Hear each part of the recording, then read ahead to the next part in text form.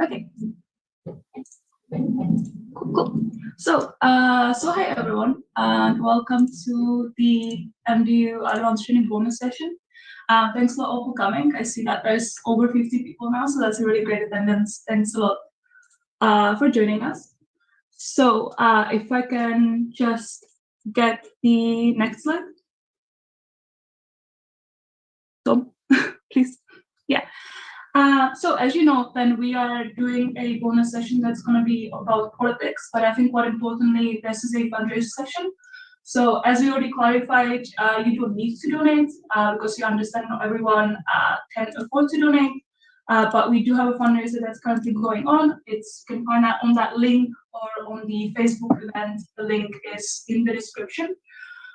So if you have any means, please go to that link, chip in something, even if it's a small amount. I think it all adds up. So far, the latest I've looked, it might be more now, we've collected over, now it's about almost £6,000, which is insane. So thanks to everyone who already contributed. It's really generous, and we were really shocked and humbled by how generous people were. So yeah, please donate as this is going on. The proceedings are going to go into 3 charities that you can see at the top. So we're going to be donating to People in Need, which is providing sort of immediate humanitarian support, then to Direct Relief, which is a charity that provides mainly medical supplies, but even more, and Kiev Independent, which is a sort of paper, journalist paper that's providing a independent and very high quality news from Ukraine. So yeah, so all very deserving charities that the money will go to. So yeah, thanks a lot for that in advance. If I can get next slide.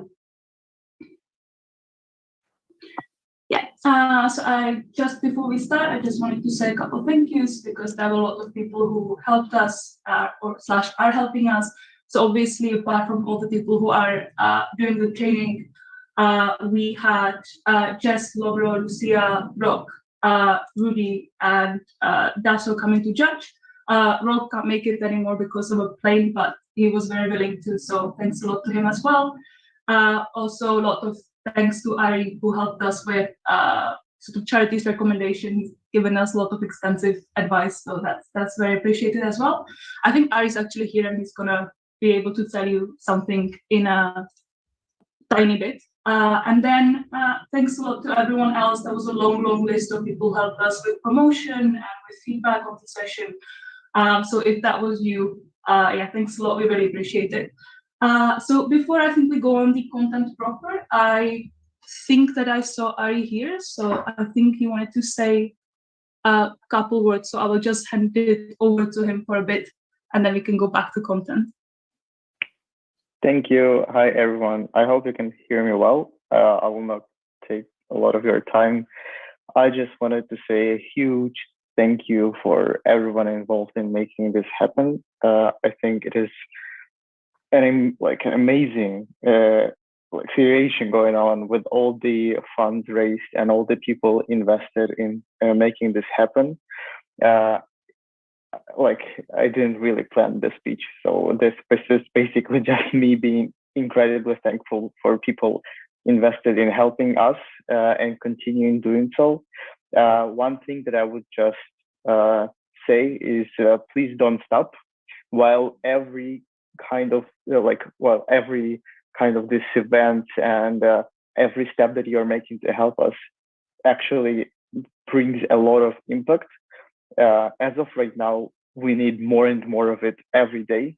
Unfortunately, it doesn't seem to be like a de-escalation of what's happening, and the war is not over yet. In fact, there is multiple possibilities for it to become even worse.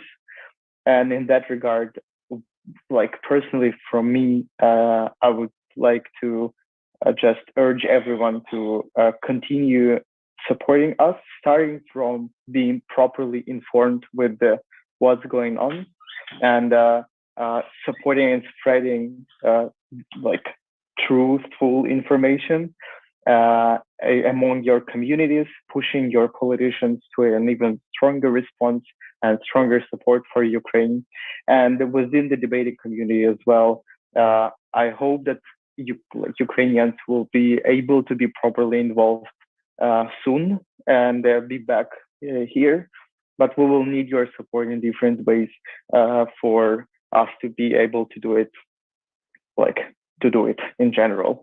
So in case you need any kind of information, additionally, any kind of additional sources where you would like to donate or just spread the information, or you want to know or to find sources of information to just read up more about what's happening, please don't hesitate and contact me.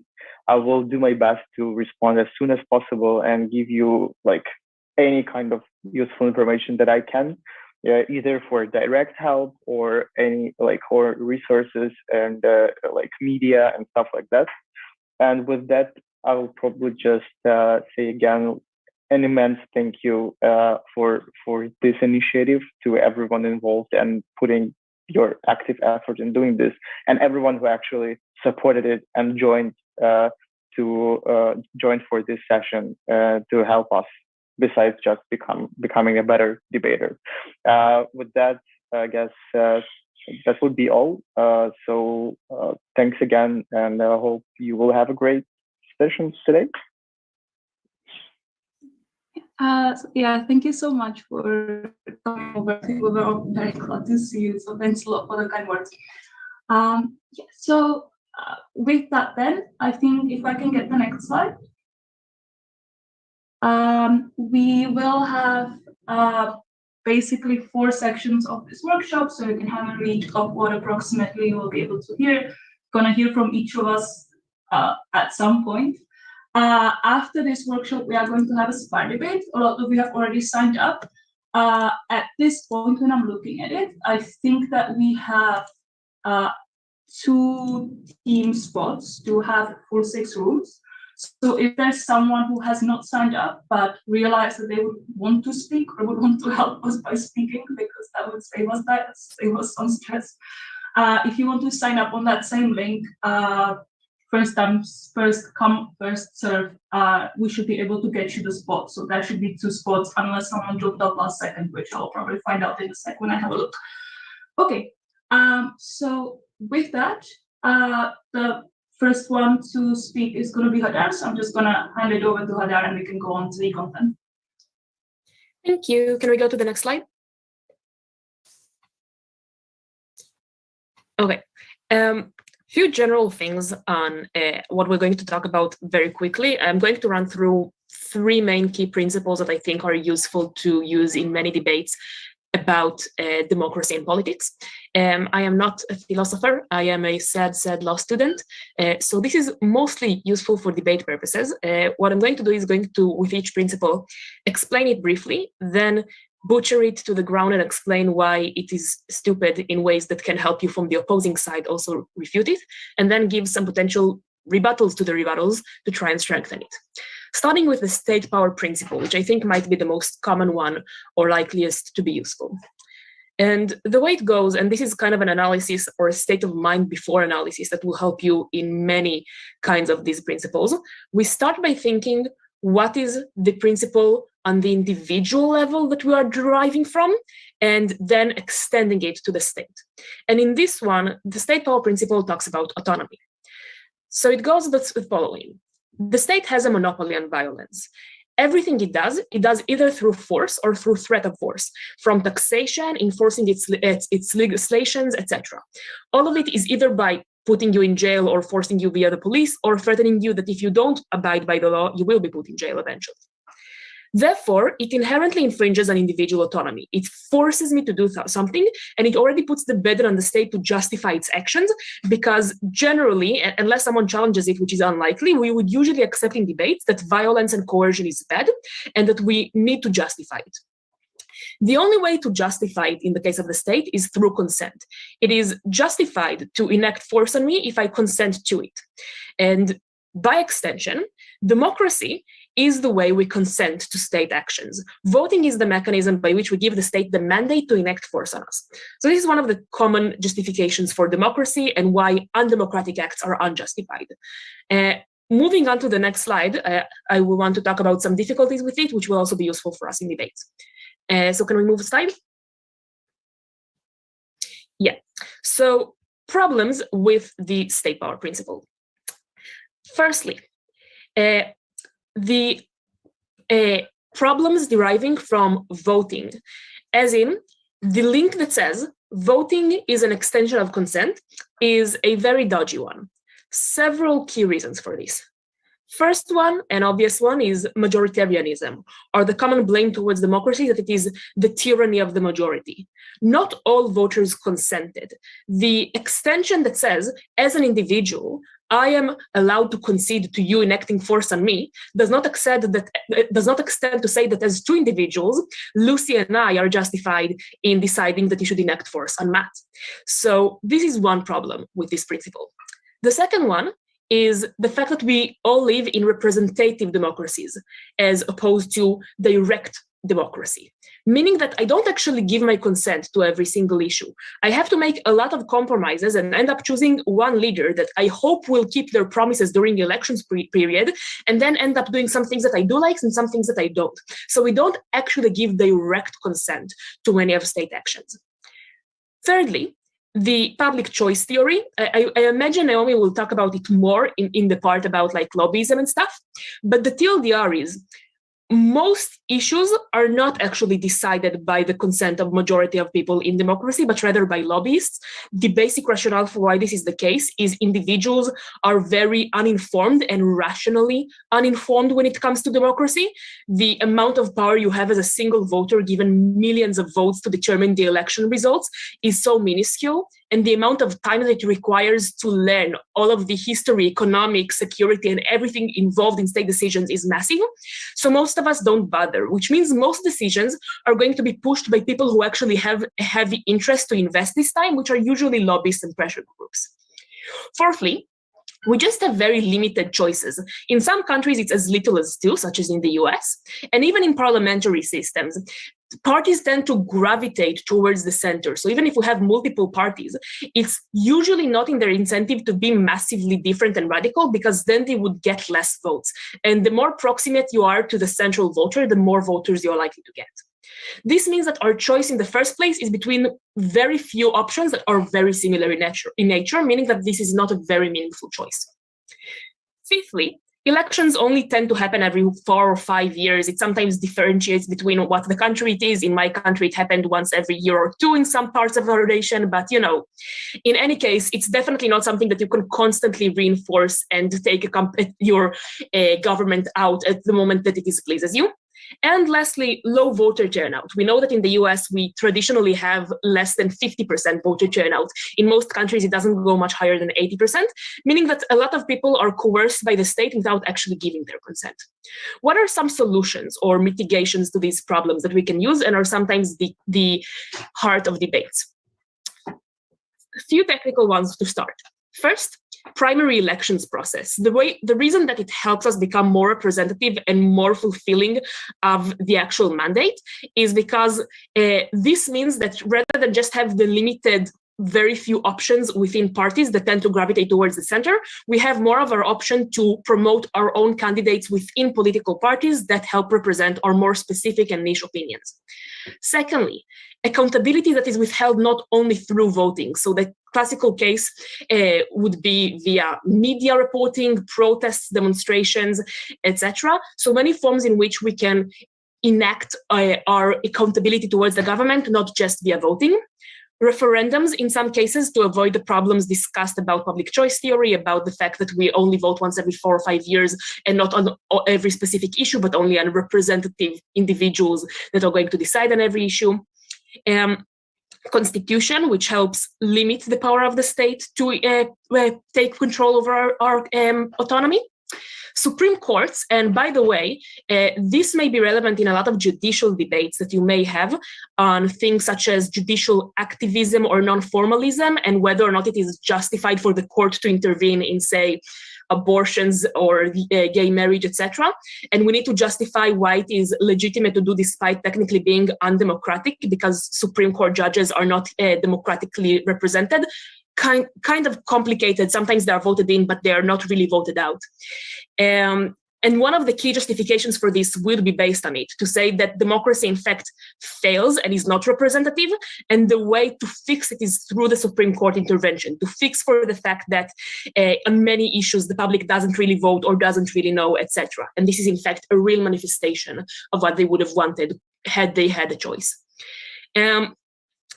Parliamentary systems as preferable and more representative to two-party systems, policies that increase turnout, and last two ones, which might be the strongest ones if done properly, because they're less technical and more inherent to deal with many issues.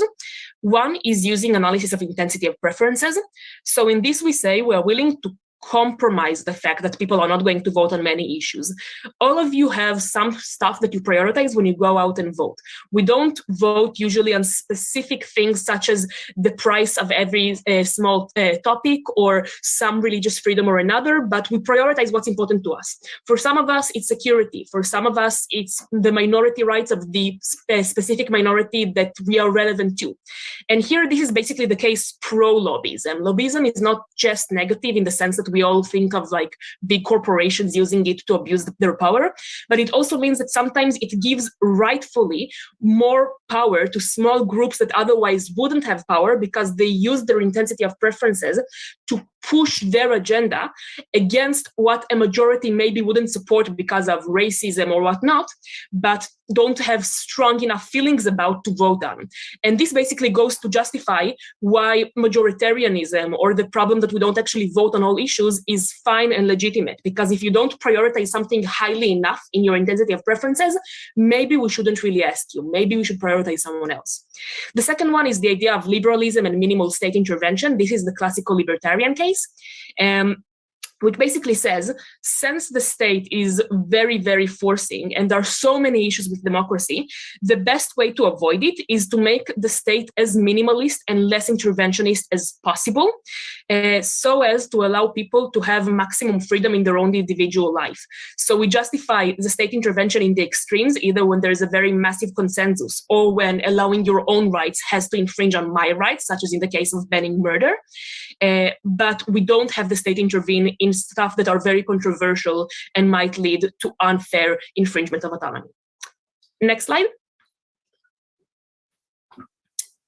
The second issue with the state power principle is one which basically challenges the last link, the second link. So violation of autonomy doesn't always require consent. There are many reasons we use to justify infringement of autonomy, even on an individual level. The trivial one would be we are justified in infringing on someone's consent if otherwise they would infringe on mine. So it is legitimate to use violence to prevent violence. This is basically an extension of the self-defense principle. Trivially, it is something that can defend things such as we need to ban murder or violent crimes, and we don't even need a democratic mandate for this. I would posit even if majority of the people would vote for murdering a specific group, it should be undemocratic to let them because of this. The more complicated things you can do with this, with some extra steps, can also be used to justify redistributive justice. So this basically means that violence sometimes isn't enacted now, but was in previous generation, aka slavery in the US, colonialism, etc., meaning that a lot of current structures of inequality are a result of previous force that was done in previous years. And as an extent of how we justify self-defense, or more accurately in this case, reparations, we should also give legitimacy to the state to take money from some people and transfer it via welfare to others, because in fact this money was initially acquired in a non-legitimate way. Next slide.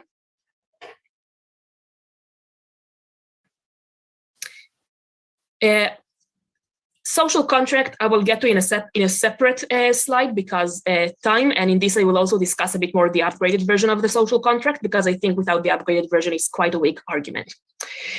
I think the hardest potential justification of intervening with autonomy is one that is just based on human stupidity. So again, I use the same logic as I used at the beginning, which is trying to understand when do we legitimize or don't legitimize an action on the individual level and then extending it to the government. And just like with an individual, we often think that it is justified to intervene if they do something that is extremely stupid and against their interest. The classic example you all learned in your novice year was hard drugs. So we are legitimate in banning people from taking heroin, for example, because even if it is technically their choice, it's not free, not rational, often ill-informed, etc. So in rare cases, this principle can also be extended to the public. The reason I say rare is it's quite a heavy burden to say that the majority of the public is stupid and you know better. But you can prove in certain circumstances that there are significant pressures that lead the public to otherwise irrational decisions or votes. So such as during a pandemic, when people for some reason think that mask wearing is not really necessary, or during an economic crisis where people are often very short-termist, you can justify going against the popular vote and doing things that are quote unquote undemocratic in the greater benefit of the public as an extension of autonomy. So if they would be more rational and more informed, they would have voted for it themselves. Next slide. Social contract. Not a fan, but let's go through the weak version and then try to strengthen it a bit. There is an unsigned, unspoken agreement between all members of a society in which we respect certain rights, including the legitimacy of the state and all of us wanting to live under a state. As an extension of this, if someone violates their contractual obligations, like not paying their taxes, it is legitimate for us to sanction them because they quote unquote unsigned a contract, and this justifies it. Let's go through the issues. I think they're going to be intuitive. Next slide. First issue, bid my language. When the fuck did I sign this contract? I think this is the most trivial issue with the social contract argument. None of us actually signed it. The solution to this, and I'm jumping already to the solution because I think this will help explain the future issues better. Try and use the logic of tacit consent. This is something that comes from kind of the legal grounds, but basically we all sign unsigned contracts all the time. When you go on a taxi, you don't sign any contract that says you're going to pay your taxi driver by the end of the ride. But it is clear to all of us that you have formed an obligation to it. It is expected by both sides that this happens. A society needs tacit consent contracts to survive. It is impossible to make every single agreement between all individuals in society be signed on a paper contract. And as an extension of it, we can say that even if I didn't technically sign this, by participating in a society, I consent to a lot of the agreements within it that are social conventions, even if I didn't technically write on any paper. This is why other issues we would use are more specific to the case of the social contract and not just generally against tacit consent. So one is contracts, even tacit ones, tend to have an opt-out. This doesn't seem to really happen in the case of the state. I can opt out of using a taxi. I can use the bus. I can walk. I can't really just leave my state. It's really hard. It would be especially harder if I wouldn't be fortunate enough to have a dual citizenship, which is the case of most people. And even then, it is really hard in terms of economic situation, familial ties, etc. Secondly, opt-in is also really questionable. I never entered this taxi, if we continue using the analogy. I didn't choose where to be born. I was a kid when it happened and when all of these norms were forced on me. And a large part of it was signed before I was even born, aka the Constitution in many countries. And these are things that are extremely hard to change through the slow and bureaucratic legal process. All of these make the justification of social contract really difficult. Some ways in which we can try and strengthen it and answer this. One would be with policies that try to maximize the opt-out option. So these are through things like financial, legal, and educational aid in migration out of a country. There is a motion about that. Does the state have an obligation to help people migrate out? This is often also done through things like maximizing local autonomy. So this is an extension of what I said earlier. It is hard for me to move from Israel to Germany. It is easy for me to move from Tel Aviv to Jerusalem, or for someone else to move from London to Exeter or whatever. So if the state maximizes the local authorities' autonomy, it could be said to increase people's opt-out, because it means more decisions are made by authorities that they can more easily opt out of. This is the justification, for example, used often in the United States to defend why the federal state intervenes little with what the local states do. Maximizing opt-in, this is usually done via improving the democratic process, by making consent more valid, by making voting more meaningful, all of the things we said earlier.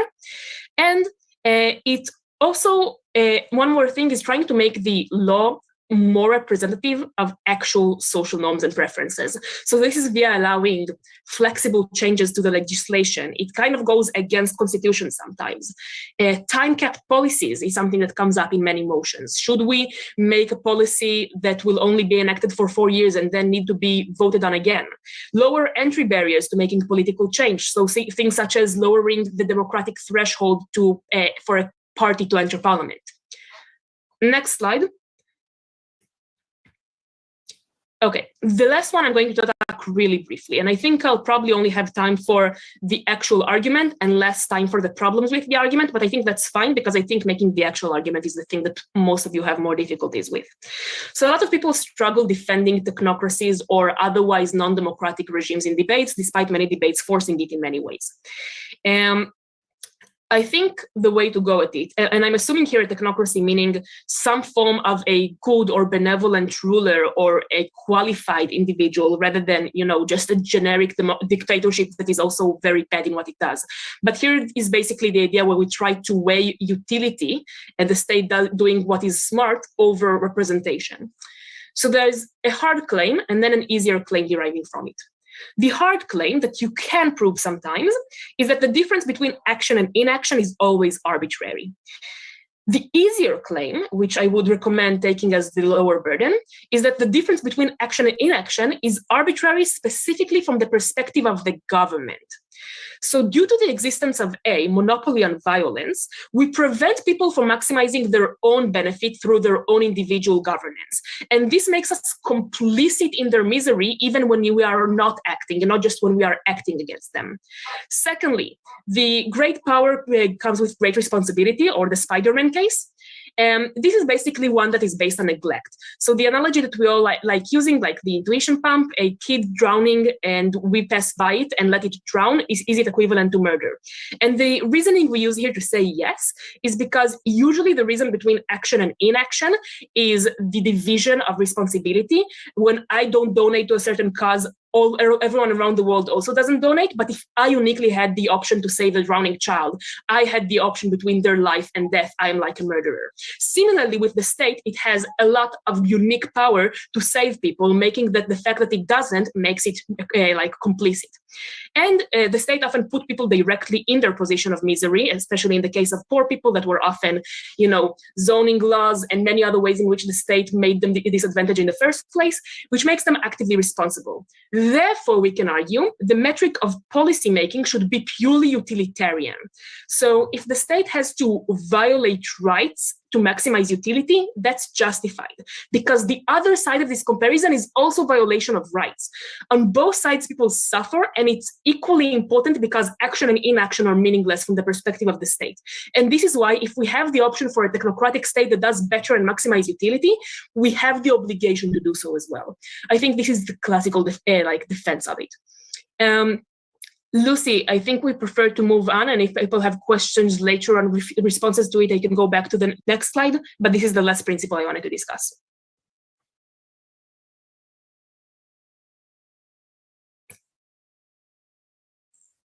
Yeah, I mean, you can speed through it if you want to, but. Okay, so in which case I'll take another 2 minutes to go through the problems with this and how to answer them. General problems with the defending technocracy case. The boring but obvious one is it only works if the government is good in maximizing utility. Now, some debates, most debates, in fact, because A-Teams try to make their motions not completely biased, will give some leeway to assume a generally benevolent and smart and qualified government when these debates are about. What you want to do to then win it still is to show why even a good-purposed, well-intentioned and talented government is likely to make a lot of wrong decisions in a technocracy. One could be through incentives analysis on why power attracts corrupt people and why it corrupts even the good people who started good. The other could be via the problem of information. Even the best ruler and the most talented ruler cannot know everyone's individual preferences if they don't signal it to them via elections. And problems of efficacy, like when you force people to do stuff, you have civil disobedience, you have a lot of bureaucracy and enforcement costs, and this harms efficiency. Important note, and this is how I would also usually advise to answer this attack if you are on the side defending technocracy. The burden in this case is to be comparative. It's not enough, if I want to take down the argument we discussed earlier, to just prove the government isn't perfect in maximizing utility. I have to show that it is worse than a democracy or a liberal system. Otherwise, the other side still wins on utility. And this is what I usually do to bring back the justification of technocracy. It's enough for me to prove it's better than democracy, and then the only burden I have is to show democracy is really bad in maximizing utility, and that's frankly quite easy. The harder challenge, but maybe the stronger one, is the principal challenge, which is challenging the last link. So the case for neglect doesn't really justify hurting uninvolved individuals. It means that I have the obligation to save a drowning child when it doesn't mean harming anyone else. It doesn't mean that as a doctor that can harbor someone's organs to save 5 other people with them, I am allowed to do so. And this is basically the Kantian case of using others as a means to an end. The fact that the state has a certain obligation doesn't mean that it justifies doing it at the expense of other people who are not to blame. And this is the harder challenge, but if proven, quite an effective one. Cool, I think that's it. Hi, everyone. My name is Jacqueline. I'll be talking to you about how we analyze countries' incentives. So before I go into my section, I just want to talk about how much we've raised so far. So I think the amount that we've raised actually has increased since Lucy gave you the last update. We've now raised £7,150 towards supporting Ukrainian charities. So congrats, everyone. Let's keep it going. All right, so next slide. So I think after Hadar has done an excellent job at presenting really common principled arguments about politics and about power structures, rebutting them and then rebutting their own rebuttals, I'm going to further complicate things by talking about practicalities and what countries are actually incentivized by and what things actually factor into the power dynamics that structure a country. So I'm going to start in a somewhat unintuitive place, which is policies. So in most democracies, most politics debates are actually going to be policy debates. This is basically because in countries like what we consider Western liberal democracies, mechanisms like voting are seen as self-evident, and the kind of more interesting, more controversial thing to argue about is policy. So what do I mean by policy? Policy is just any set of effects that a country or administration will implement to try to reform or solve a specific problem. So this can be economic, how we distribute welfare. This can be social. How do we ensure, for example, gender equality in a country? This can be related to do with justice. For example, is there a need to reform the criminal justice system? All of these actually engage with political systems of the state and hence policymakers. Debaters tend to be quite reductionist about how this policy-making process occurs. So typically, they debate in the following framework. You raise an issue through some social and political mechanism. This may be looking like, writing a letter to your senator or mass protest or even voting. All these social political mechanisms raise an issue to your respective policymaker. Like I want, for example, the criminal justice system to be reformed. Then once your policymaker has been notified by enough people in that constituency, the issue is going to be solved. And so most debates, at least politics debates, are going to be determinative about that social and political mechanism. Who can make people join the protest more, or which side is going to get more people really motivated to write letters to their MP. So this framework, just so that you're cognizant of it, is what I call the window of opportunity framework. The reason why we call it a window of opportunity is because most policy issues actually aren't spotlighted in the public attention. And when they are spotlighted in the public attention, that creates a very small temporal window in which reform is then possible.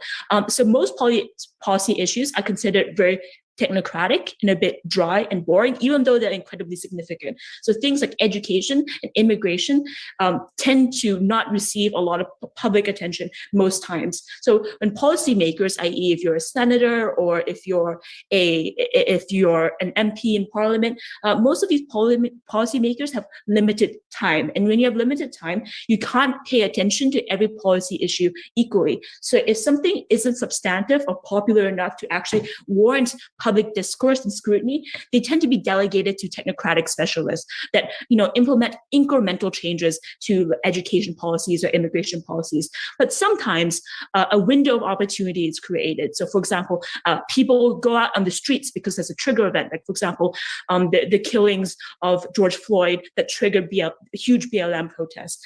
So, when something like a trigger event has happened, a policy issue is then thrown into a spotlight, and a window of opportunity is created. Now, when there's huge public discourse and scrutiny around that policy issue, it's not worth it for a policymaker to delegate time towards solving that policy issue because it becomes reflective of their greater performance. So all debaters will typically debate within this framework, who can create the biggest window of opportunity possible and really motivate and incentivize policymakers to actually deal with a policy issue that they otherwise would delegate to someone else. There are ways to contest this. So quite obviously, lots of debates are weighted towards sides that can accrue the most number of people to actually join a protest or to write letters to their MP. There are ways that you can actually contest the efficacy of a broad-based movement in delivering desirable policy outcomes. So you can say that it's not just the number of people raising a fuss about a policy issue that makes a difference, but it's also how this group of people that are talking about this issue actually conceptualize what the problem is. So is the public discussion that's happening actually constructive to solving that policy issue that you flagged? A really great example of this is how we conceptualize and understand problems in the criminal justice system. So it's not enough that you have the entire country talking about problems in the criminal justice system if the ways they understand it are incredibly distorted. So for example, do people understand structures of police brutality as related to a much bigger systemic problem about how poor Black populations are basically criminalized for basically existing, and this warrants kind of the use of excessive force by a highly militarized police force? Or do they conceptualize it as a problem of a few bad eggs in the police force that just need higher amounts of accountability? So it doesn't matter if you have a huge number of people talking about an issue, if they're talking about it in the wrong way, because that just means that when a policymaker finally does pay attention to that policy issue, they're likely going to pass either an ineffective policy that doesn't actually address the root issues of a problem, or they actually pass actively destructive or harmful policies that just make the problem worse. So this is how you do the weighing against scale of your movement that actually incentivizes policymakers to do something versus the ideological inclinations of that movement. So if you ever need to trade off, for example, co-opting conservative feminists to be part of your feminist movement versus just keeping it to a small group of committed leftists or progressives, this is how you do that way off. And so the other things that also affect how whether policy gets passed and what policy is passed is who is in the room. So note that when windows of opportunity are created, they tend to be very, very short. So at most, they're a couple of weeks long, or even maybe a couple of months long. So note that this is not enough time for policymakers to draft bills from scratch. And so typically what they do is they shop for ready-made policy solutions that they feel can address their constituencies' feelings or sentiments or concerns. So this is where bigger organized groups become very highly influential. So think about corporations, think about think tanks. What these organizations typically do is that they have ready-made policy solutions that policymakers can just pick up. Note that you need to be in the room with policymakers to even offer them these policy solutions in the first place. So this means when they do like behind the door lobbying, these groups that are actually invited to consult on policy issues become incredibly determinative. So it's not just about having a huge populist movement on the ground, but it's also having organized groups that are able to give policy solutions to policymakers. This looks like, for example, in the most extreme scenarios, draft bills that are written by corporations that policymakers just attach their names to. So it, kind of in the worst case scenario, it looks like that sort of meddling in the democratic process. In the best case scenario, it looks like long devoted, for example, environmental groups that have prepared policy solutions that can now be invited into the policy making process to offer up policy solutions. So next slide, please. Yeah. And so after talking about policy, the reason why I put so much emphasis on it is that I think the electoral power mechanisms of a democracy tend to be quite intuitive. So, if something is a huge policy issue that people care about, if you as an administration don't solve it, your party is going to possibly lose the next local or national election. So this is typically kind of just like what we all intuitively understand how democracies work. But note that we can inject more layers of complexity, right? There's a great quote that I really enjoy is that it goes like something like, if you want to see the fate of democracies, look outside the window. I look outside the window now, and the conservatives are still in power despite basically really royally screwing up the COVID response that has cost the lives of thousands of people in the UK. So why is it that they are still in power when they have obviously done a really terrible job at what possibly is the most pressing issue that the UK has ever faced in the past few years? And so the reason why is that at least to the people that are voting, they haven't seemed to have screwed up. So this leads into how people understand or conceptualize certain issues. I kind of hinted to this before when I talked about the criminal justice system and how people understand the problem. Note that lots of people have different value frameworks, and that really affects how they assess the performance of a specific administration. So for people who really cared about preserving individual autonomy, the people who really cared about preserving the performance of the economy, maybe the conservatives did do a really good job. And so the things that actually affect whether or not people are angry enough to vote an administration out of power is contingent on the ability to shape how people value different impacts and value different outcomes and principles in society. And the organizations that typically do that are, for example, media, education, social media platforms. And so those become incredibly determinative in controlling election outcomes. And that's also how parties can also kind of control or coerce how people form their values in the first place, and hence how they assess their own performance. Cool. And I think there's going to be more talk on that a little bit later. So I'll leave it to the next trainer. Next slide.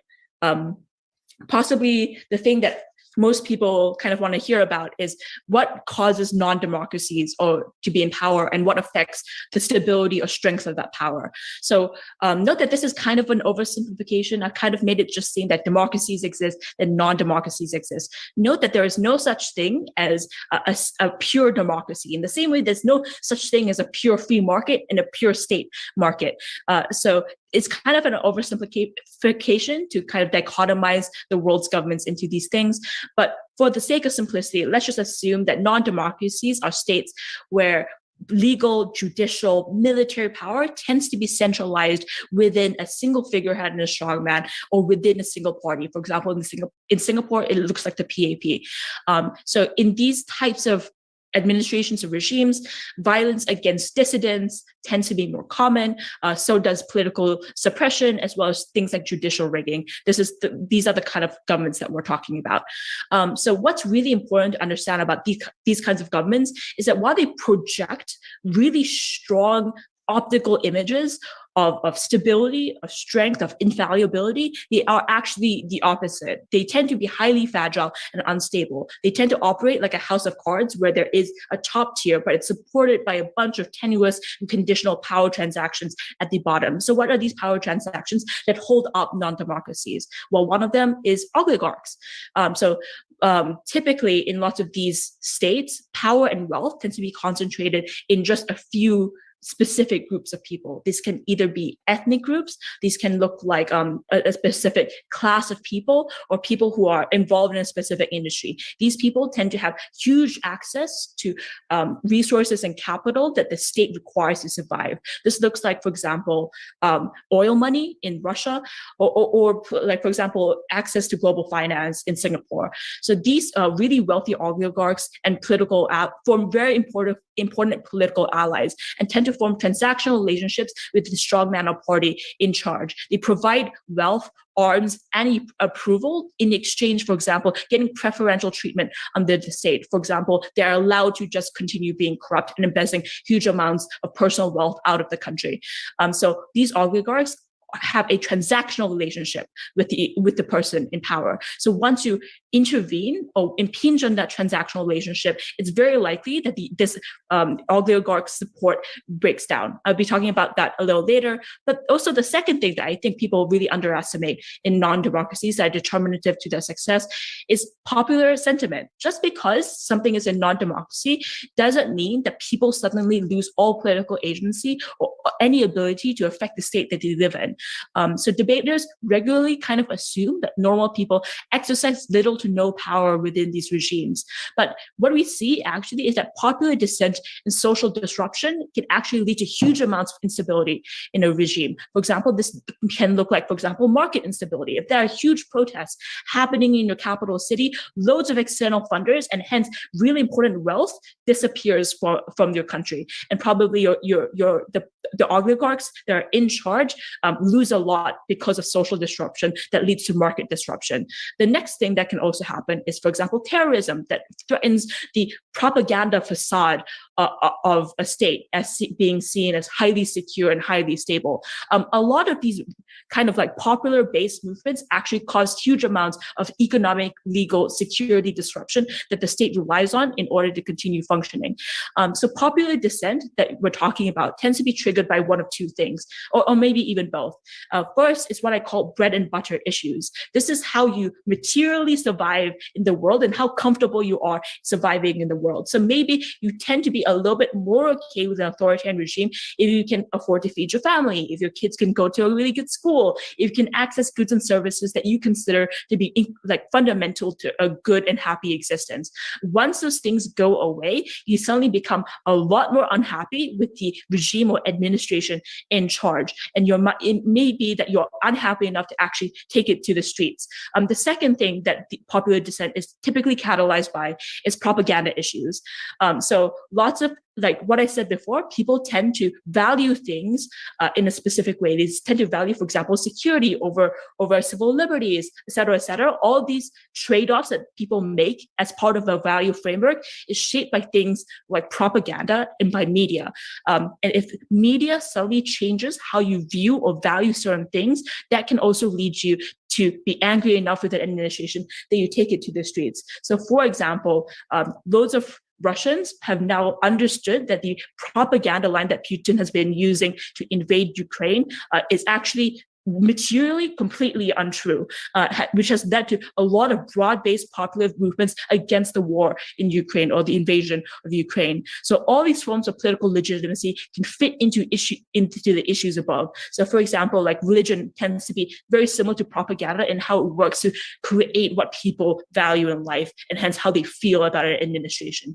So what I've given you is kind of a broad-based framework in order to understand how these non-democracies work. So how do we actually change the behavior of non-democracies? Can we go to the next slide? Yeah, so how do we actually change the behavior of non-democracies? So typically this is, now we're getting to realm of IR debates. So like what actually changes the behavior of a non-democracy? So I'm going to be talking about external sanctions. How do they typically work? So external actors, be it countries, organizations, entire blocks of countries, can pose existential threats to a administration or regime by implementing loads of sanctions. So this can, for example, make the populace hurt. So this is very related to what I talked about before. By affecting the fulcrums of power that these administrations rely on, you can destabilize the administration. So first, you can target popular dissidents. So how do people feel about normal people feel about the administration? So normal people in, for example, Russia have already felt the effects of the war in Ukraine. For example, loads of companies have pulled out. They suddenly cannot access a load more of the luxury goods they've become acclimated to. They also feel the effects of a declining economy when everyone gets poor and the money can't afford as much as it used to. So these can trigger people to take to the streets and in turn destabilize the regime. The second fulcrum of power that these sanctions can hit can look like hitting the oligarchs. So the US has already frozen US held assets of Russian oligarchs, as well as seizing their assets as well. So this means that oligarchs no longer really highly benefit from a transactional relationship with the figurehead or strongman in charge, and they would pose very little resistance if that figurehead or strongman was replaced by someone else. The figurehead and strongman knows this and is likely going to adjust that behavior if it's making oligarchs or the populace hurt. Note that there are many responses to why sanctions aren't always effective. And Russia in particular has been quite adamant about sanction-proofing its economy ever since 2008, 2010. So a couple mechanisms that countries such as Russia use in order to sanction-proof their economy or sanction-proof their society is the following. First, they've stockpiled loads of foreign currency. So even if your domestic currency, the ruble, the currency that your country uses, even if it declines in strength and you can't buy as much with it anymore, you can rely on the stockpile of foreign currency in order to trade on the international market. For example, you can use American dollars, Japanese yen in order to continue importing the things that you really like and to protect against the devaluation of your home domestic currency. The second one is that Putin has really advise many oligarchs to avoid foreign loans. This is to basically insulate them for any effects of the international market that Russia could possibly feel when sanctions hit. The third one is that you can sell something that is pretty immune to boycotts. So Russia tends to sell a lot of energy and to sell a lot of oil. I think it makes up like an insane proportion of the economy or something. But when they sell something that is quite price inelastic or quite vital to the global economy, lots of countries, even if they fundamentally disagree with how that state operates, are not willing to sanction that specific good and service in particular. So for example, even though the US has implemented huge amounts of sanctions on Russian goods and services in the Russian economy in general, it has refused to sanction Russian oil specifically. That's because if you sanction Russian oil, the global supply in oil then changes, which then could cause a huge price surge in how much oil costs. And so if something is very fundamental to how the global economy works, this basically sanction proofs your economy to a very large extent, because that means sanctions will never hit the thing that you're exporting. The final one, the strategy that Putin has really pursued is tightening relations with other regimes. So these are regimes that probably will never pursue sanctions against them and will continue consuming a lot of the goods they create. So it's tightened relations with, for example, China that has basically agreed not to sanction it and to continue supporting the Russian economy throughout this war. So there are many mechanisms that make sanctions a lot less effective that you can bring up in a debate, and these are probably it. And so the debate will be settled by whether or not specific sanctions that the motion addresses in particular is sufficient to destabilize the administration or at least threaten it existentially enough such that the figurehead in charge is going to change the behavior. So that's my section over. I'll hand it over to the next trainer now.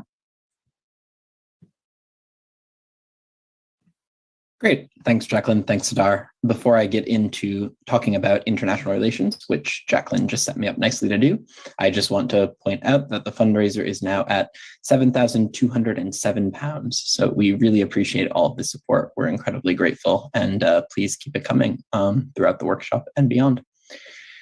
I'll be talking about a couple of things. Next slide, please. I'm going to first start by talking about how to case file sensibly and sort of how to utilize that within debate. And then I'm going to be talking about the basics of IR debates, kind of building on what Hadar talked about and what Jacqueline talked about, both in terms of what happens at the point at which the preferences of citizens aggregate into countries' decision-making, i.e. incentives, and what kinds of capacities those countries have to execute on those decisions, and how to talk about incentives and capacities of countries within debates. We'll start by talking about case filing sensibly. And I think this is sort of the major barrier that a lot of people have to approaching IR debates, especially when first starting out, but it can often be something that sticks with people throughout a debate career. And I think the issue is that IR, like econ and finance debates, requires a slightly higher knowledge threshold than a lot of other motion types. That is, there's a certain baseline level of understanding about the way in which countries interact with one another, the way in which the world works in terms of geopolitics, and the way in which different countries are aligned vis-a-vis one another that is important to understand. So it sounds as though you know what you're talking about in a round. But once that baseline is reached, there's usually no need to be an expert on any specific issue. That is, BP debate doesn't demand that you know the intricacies of any specific economic policy in any one country or be able to talk about it like you have a PhD in international relations theory. You're never going to have to reference various international relations theorists when engaging in a BP debate to a large extent. So given that that's the case, the way to sort of reach that knowledge threshold is relatively straightforward. It's to make learning international relations part of your daily routine without making it something that overwhelms you or overwhelms your engagement with IR compared to other types of motions. So I think what you can do is take a bit of time each day prior to debating tournaments or like prior to prep to sort of read specific resources or listen or interact with specific resources that exist on the internet for like a 5 or 10 minute period each day. So what I would do when I was prepping for majors was I would read the Council on Foreign Relations email newsletter that was released daily over my morning coffee or tea. And then I would maybe spend 5 to 10 minutes on days I didn't read that newsletter, looking at credible international relations blogs and websites or other websites. So I've included the link in this presentation, which will be shared after the workshop, but the Council on Foreign Relations email newsletters are a really great starting point for a very short and brief breakdown and digest of various international relations issues. They have a number of newsletters on regional and global topics, so you can look at specific topics like Middle East politics or American politics and subscribe to those newsletters. And they also have some that are more broad in scope, like recent events in the world today, and so on and so forth. You can subscribe to ones that are interesting to you or where you feel you have deficits in knowledge, and those can be pretty useful.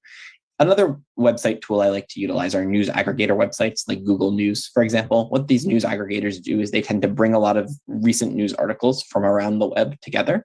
And you can key into those news aggregators specific terms in order to see recent news about specific topics. So if you're interested specifically in US-China relations, you can input US-China relations into Google News and you'll see like top news stories from around the internet on that specific issue. Other news aggregator websites might not have that much customizability, but Real Clear World, for example, lists a large number of news articles from around the world, and you can very quickly skim through them and sort of get a digest on different issues.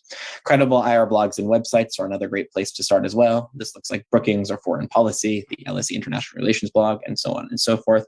Or podcasts. Those aren't really my thing, but many people like them. The point is that they are digestible. They are things you can do in your spare time, and it's stuff that isn't overwhelming to learn about, and you can consistently expose yourself to each day. Once you've kind of gotten that baseline understanding of IR, it becomes quite easy to make a lot of different inferences about how countries work.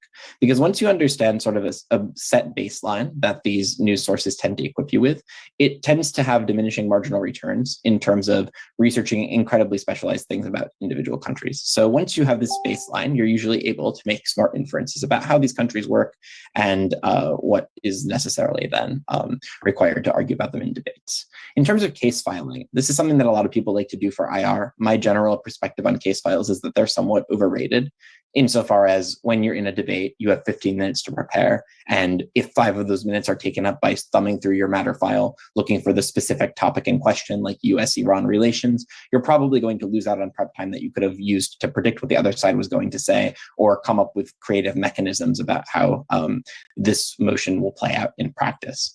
However, there are a few things you might actually want to have on hand that are pretty useful in terms of international relations case file stuff. I think the first thing is like a printed list of the Wikipedia article on current world leaders. Nothing's more awkward when you reference Benjamin Netanyahu as the Prime Minister of Israel in debate today, which has happened in recent debates that I've watched, only to find out that he's recently been removed from power through an election. Given that that is the case, you probably want to make sure that you don't make that mistake in debates. And so having that on hand can be reasonably helpful for making quick references. If you have any terminology that you're unfamiliar with as well, it's useful to keep notes on that. So if you don't know what ASEAN is, or the AIIB, or SWIFT is, for example, or you don't know what that acronym means off the top of his head in the associated organization, then it's probably useful to have that on hand as well. Some people also really like maps. Maps can be useful as well for sort of placing where countries are in relation to one another in order to understand sort of like how the dynamics of a country's geographic location can impact its relationships with other countries. Generally speaking, you want these case files to be somewhat small, because the larger the case file, the more tempted you are in prep probably to search through it. And that's probably usually a waste of time for the reason that you have a very limited amount of time to sort of go through all of that. Instead, what I think you can do in the absence of case filing is to memorize a lot of mechanisms that recur in multiple international relations debates. For example, Jacqueline just gave you a lot of mechanisms in the last section of the workshop about sanctions debates and how various forms of sanctions can be utilized to pressure non-democracies to change their behavior. These sanctions debates occur very frequently in a lot of contexts and with a lot of different countries, and memorizing those mechanisms is probably a better use of your time than trying to print out every single article on US-China relations that has ever existed to add it to a printed case file. Next slide, please. So with that out of the way, I'm just going to give a rundown on how to not say silly things about countries. I think there are a couple common mistakes that debaters tend to lapse into. Mistake one, giving a history lesson instead of an argument. What this is it's when debaters substitute analysis for fact claims and make those fact claims the exclusive or majority of their case. Saying lots of facts about a place that you know, while interesting, is not a replacement for analysis in a debate. So it's important to make sure that when you're claiming something that the average intelligent voter can't be expected to know, that is a claim that would make international news headlines in newspapers, to justify that fact claim with an analytical justification for why it is true. So explaining why something that you claim about a country is true in structural terms, rather than just making inferences or references to a specific article you read once or a statistic cited in some journal somewhere or something like that. The second common mistake that I want to highlight is making assertions about incentives. This is closely related to the first thing, which is about making fact claims in the absence of an argument. But even if you're able to prove that an actor in an international relations debate, like a country, does have an incentive and has the requisite capacity to carry out the action the incentive demands, it's important to note that incentives don't tend to exist in isolation. That is, even if you prove that a country has an incentive to do something, it might not be the overriding incentive, or it might not be the most proximate incentive to decision makers in the country that ends up like influencing the way that they make the decision in the long term. So even if a country has an incentive and wants something to happen, it is unclear that that incentive will ultimately be what the country decides to do if there's a more proximate incentive that the country cares about more. For example, the United States might care very deeply about projecting power into Asia to counter regional geopolitical rivals. But it's equally possible that the US has a stronger countervailing incentive to, I don't know, focus on international relations in Europe or shore up domestic support for its leaders by promoting international isolationism and moving manufacturing jobs and various forms of economic power back home rather than projecting it abroad. These incentives might be stronger incentives than projecting power into Asia. We don't know without the analysis. So proving that an incentive exists in isolation is still a mistake insofar as you don't weigh it off against other potential incentives or incentives that other teams raise in debates. Another thing that often happens is in relation to making assertions about incentives is claiming X actor is just irrational. This often occurs in debates about North Korea, where a common refrain in lower rooms is, well, Kim Jong-un is just crazy. That's why he keeps launching nukes into the Pacific. He just is insane and you can't reason with a madman. This is almost never persuasive and is often inequitable, and recognizing this and analyzing and weighing it accordingly is quite important. Generally speaking, even if leaders happen to make decisions in a manner that seems very, to an outside observer, very counterintuitive to their geopolitical interest, there is often a rationale for why they did so. And there is often a rationale that you can analyze for why they opted to make that decision that is likely to be more persuasive than simply stating the binary that the motion is undebatable or the claim is unpersuasive because the actor itself or the actor themselves is just a fundamentally irrational one. Typically, states often behave or usually behave according to a variety of predetermined incentives. And even when they make suboptimal choices, it's usually the case that they make those choices with the recognition that there is a rational decision-making calculus behind those decisions. So recognizing what the rational decision-making calculus could be, even if it ultimately led to a suboptimal decision, will usually strengthen your analysis and make you weigh over teams that make more reductive claims about countries' behavior. I think the third mistake, and this is sort of the first two are sort of subsets of these, are making very sweeping generalizations, right? Because often IR rewards nuance and recognizing that there is a degree of nuance to leaders of countries' incentives, and that these incentives don't exist in a vacuum and are often subject to a variety of countervailing decision-making processes, and a variety of different incentives exist not in a vacuum, tends to get points and tends to help you weigh over teams that don't do that. So while IR is not necessarily just a competition between who knows the most facts in the abstract or who knows the most things about a specific country, being able to present a very nuanced take about a country's stance on an issue is likely to, one, just earn you points in terms of the eyes of the judges who see you're analyzing the country not just in isolation, but from multiple perspectives, but also is just likely to demonstrate that you understand potential objections that could be raised to your case by other teams, and set your second speaker, for example, up to refute that, or set yourself up to preempt that with preemption material later on in your own speech. Next slide, please.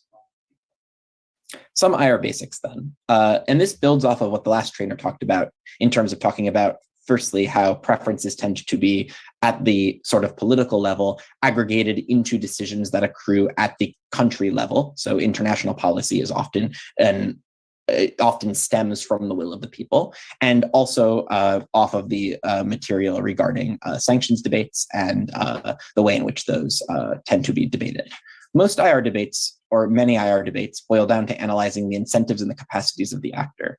That is, especially when it's an actor motion, that is, this house as X country would do Y, or this house as X would do Y, often tends to boil down to the incentives and capacities of those leaders. So when we're talking about incentives in debates, we simply mean what the actor, which is often a country like Britain or China, a multilateral organization like ASEAN, the EU, or the UN, or a non-state political faction like a multinational social movement want.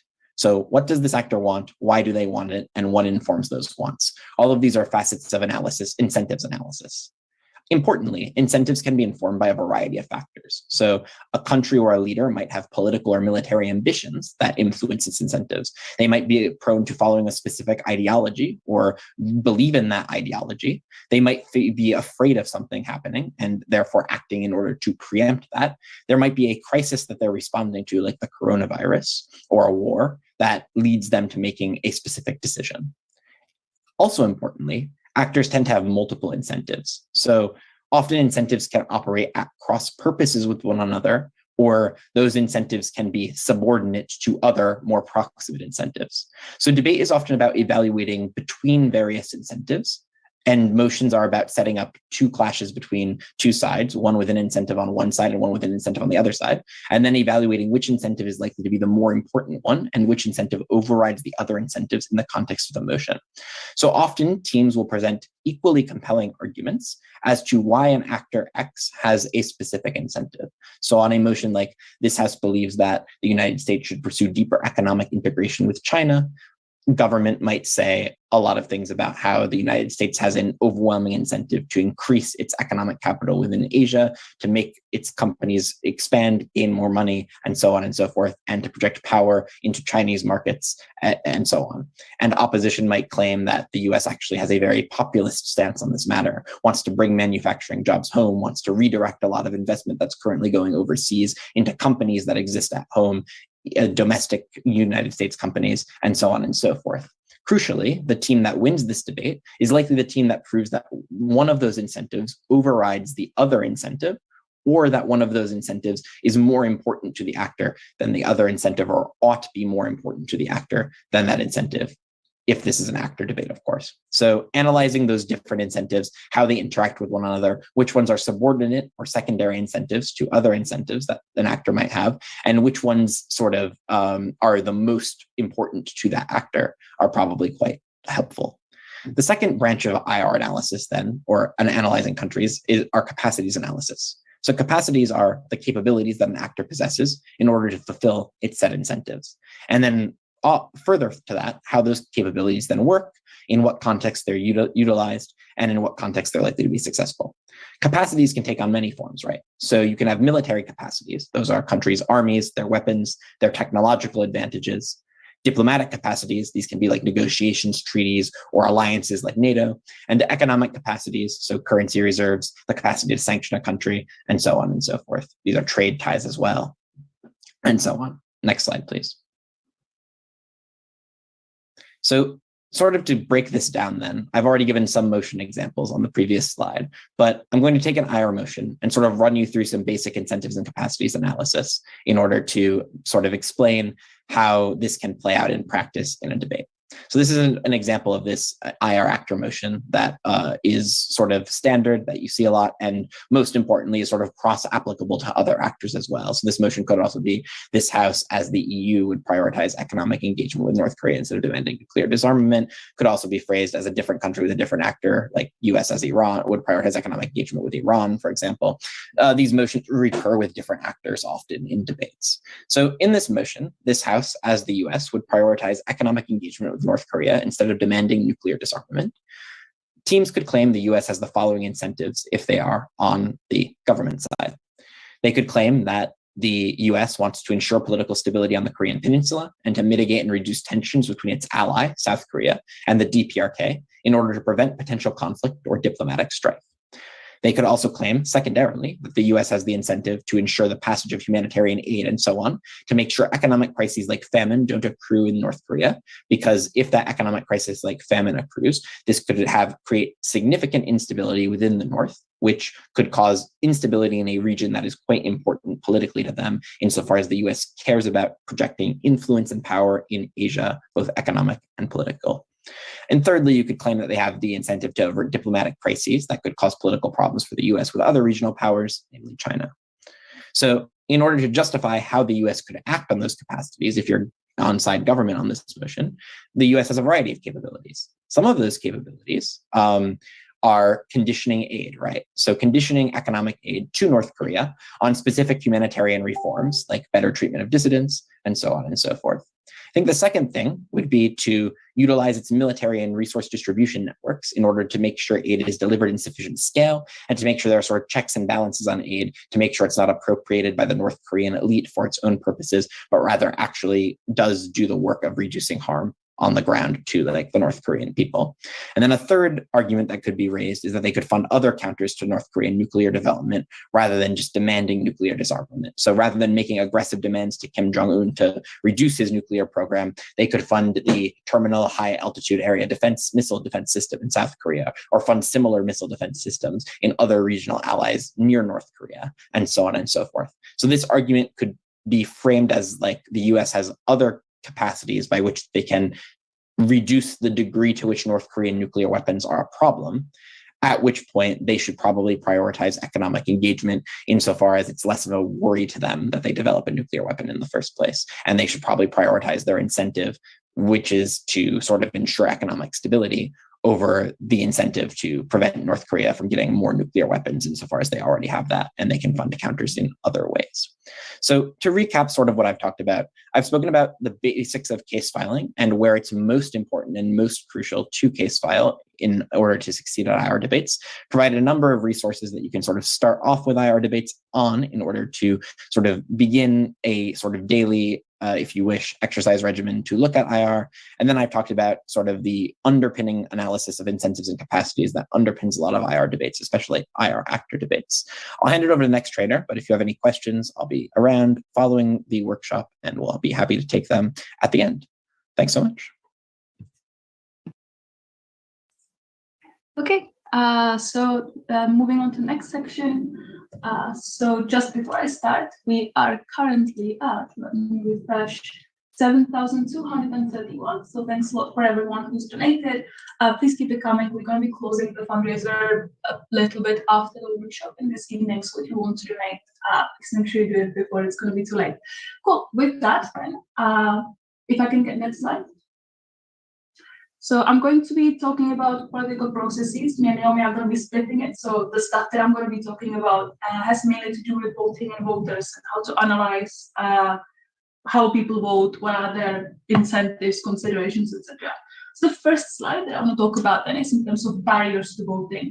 So in most democracies, the sort of ideal of the principle would be to have some sort of one person, one vote system. So I think Hadar has already given reasons as to why that would be principally the thing that is desirable. So having each person having a vote, and that those votes would ideally matter equally.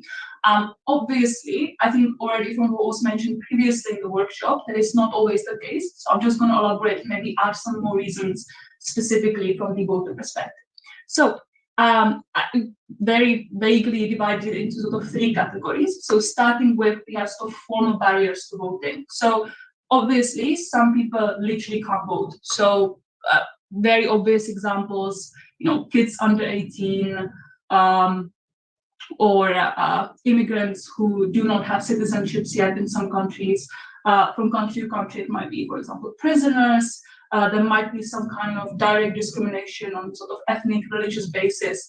In these cases, and people literally are forbidden to vote, even if they wanted to. The second sort of formal barrier is cases where voting is being made unnecessarily difficult. So there can be things like requiring ID that might be difficult for many people to acquire. It might be voting booths being really far away from each other, so people would need to travel large distances that they maybe can't afford to do.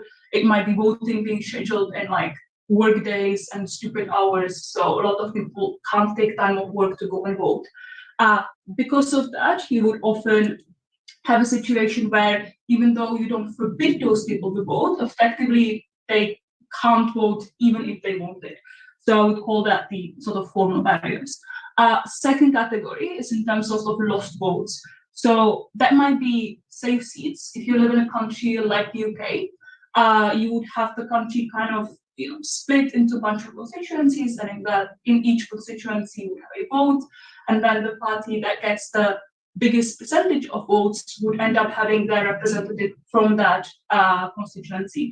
So even if perhaps you do not get, in some cases you don't get the majority, if you end up having the biggest percentage, you end up getting the representative, and the rest doesn't get represented at all. So in those cases, the votes of the people who are voting for the party that doesn't win ends up getting lost. A more shady example of that can be gerrymandering. That's probably a bit more prominent or known from the US. So that can be sort of drawing the constituency lines in ways that are trying to prevent specific groups from being able to vote. So say you would have like a large area of, say, people from a specific minority who would maybe want to vote for a party X, but instead of drawing the constituency in a way where all of these people are voting together, you would like shadily kind of cut that big area and yeet them each into a different surrounding area along with a large majority population. So at that point, those people are going to become minority in each of those constituencies you divided them into, while if they stay together, they would probably be a quite important voting bloc. So that's another way in which votes get lost because of that tactic. Importantly, it is not just that happens, but it often also is a sort of a discouraging reasons why people don't vote in the first place. So if I live in a constituency where I know that the Conservatives are always going to win, and I want to vote for whichever other party, I might not want to do it in the first place because I feel like, well, I'm going to go and like wake up and go vote, even though it's not going to matter whatsoever. So that's one reason as to why people often don't go and don't vote. Similarly, even outside of these cases of safe seats in any sort of political system, often people just feel that their vote is not important because I'm just one person. There's so many people. It doesn't really matter who I vote because I'm just one piece in loads of people. So at that point, again, a lot of people give up on the idea that they should be putting time into voting. The last section I'm calling voter apathy, but I'm putting apathy in quotation marks. The reason being that I think often the following reasons that I'm going to talk about are referred to as voter apathy, or are kind of like being sound as if that's what it is. But often those reasons are actually not that the people are not interested, they go a little bit deeper. So obviously people not being interested in politics is an option and it might happen. But I think also very commonly it might be things like lack of information. So being able to make sort of an informed political choice is something that might require an amount of research. It might require sort of access to education, both for the information, but also maybe for, like getting the kind of narrative that voting is really important that often comes at school. And this is not something that is accessible for everyone. So because of that, I think this particularly affects people who come from lower socioeconomic backgrounds, when you perhaps have to work for longer hours, didn't have the access to that education. So for those reasons, you do not have the information, and at that point, you don't want to, you don't vote as a result.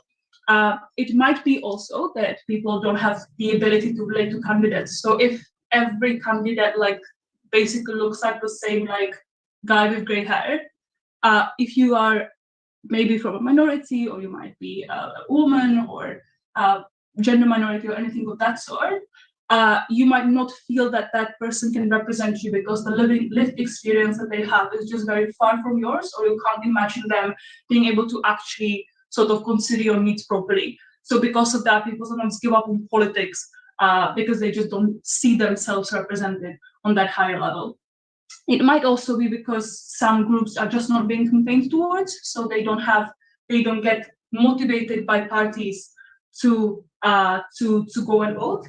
I think Naomi is going to talk a bit more about that in her section, so I'm just going to point us to, and then you can hear the more detail in a bit. But also, I think lastly, just disillusionment. So what that might mean is, if I'm going to live in a country and then I witnessed all of those parties in power and it seems like all of them are being kind of shit, what I might end up feeling is that it doesn't matter who I vote. It doesn't matter who I vote for. The problem is that it's always going to be garbage, so I'm going to just give up on voting. So given that I give you the shopping list now, where is this potentially useful?